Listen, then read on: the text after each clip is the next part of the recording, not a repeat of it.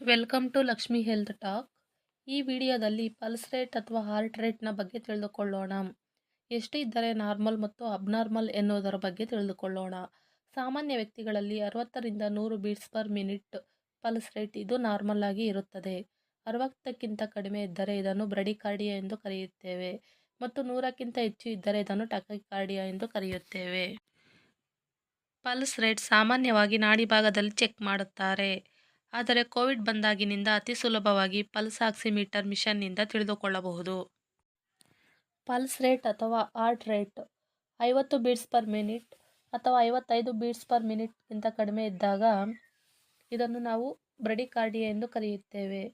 ಇದಕ್ಕೆ ಮುಖ್ಯವಾದ ಕಾರಣವೆಂದರೆ ಹೆಚ್ಚಾಗಿ ದೈಹಿಕ ಶಕ್ತಿ ಮಾಡುವ ವ್ಯಕ್ತಿಗಳಲ್ಲಿ, ವಯಸ್ಸಾದ ವ್ಯಕ್ತಿಗಳಲ್ಲಿ, ರೈತರು ಇವರಲ್ಲಿ ಸಾಮಾನ್ಯವಾಗಿ ಬ್ರಡಿಕಾರ್ಡಿಯಾ ಹೆಚ್ಚಾಗಿ ಕಾಣಿಸಿಕೊಳ್ಳುತ್ತದೆ. ಆದರೆ ಕೆಲವರಲ್ಲಿ ಕಡಿಮೆ ಪಲ್ಸ್ ರೇಟ್ನೊಂದಿಗೆ ಈ ರೀತಿಯ ಉಸಿರಾಟದ ತೊಂದರೆ ಮತ್ತು ಆಯಾಸ ಇರುವಂಥ ವ್ಯಕ್ತಿಗಳು ತಕ್ಷಣ ಡಾಕ್ಟರ್ನ ಕೇರನ್ನು ತೆಗೆದುಕೊಳ್ಳಬೇಕಾಗಿರುತ್ತದೆ. ಮತ್ತು ಕೆಲವರಲ್ಲಿ ಹೃದಯ ಬಡಿತ 100 ಬೀಟ್ಸ್ ಪರ್ ಮಿನಿಟ್ಗಿಂತ ಹೆಚ್ಚಾಗಿ ಅಂದರೆ 130, 140, 160 ಇದ್ದಾಗ ಇದರೊಂದಿಗೆ ಉಸಿರಾಟದ ತೊಂದರೆ, ಬೆವರುವುದು ಮತ್ತು ತುಂಬ ಸುಸ್ತಾದಂತೆ ಇರುತ್ತಾರೆ.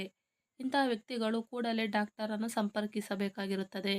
ಇಲ್ಲವಾದಲ್ಲಿ ಹಾರ್ಟ್ ರೇಟ್ ತುಂಬ ಹೆಚ್ಚಾಗಿ ಅಥವಾ ತುಂಬ ಕಡಿಮೆಯಾಗಿ ಹಾರ್ಟ್ ಅಟ್ಯಾಕ್ ಬರುವಂತಹ ಸಂದರ್ಭವೂ ಇದೆ.